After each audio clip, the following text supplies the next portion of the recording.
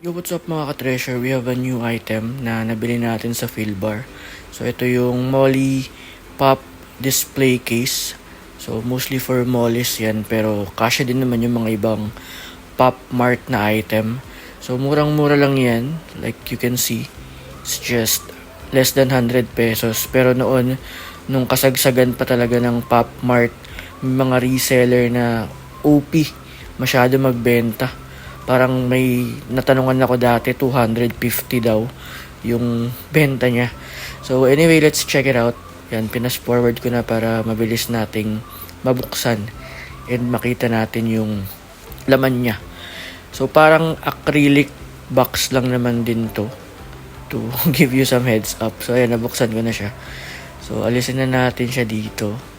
So ayan. So kita nyo naman, clear case yung box since case nga siya. So para makita natin yung pop na ilalagay natin. So ayan.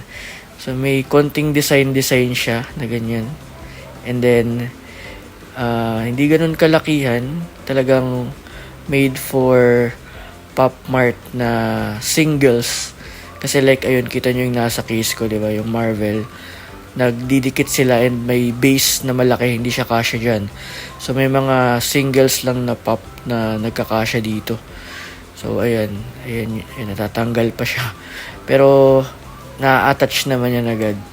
So worth it naman for around 80 pesos. Affordable and magandang paglagyan para hindi maalikabukan yung mga pops na nabili natin.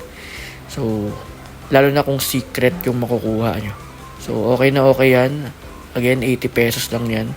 Huwag kayo papaskam. So, na-share ko lang. See ya.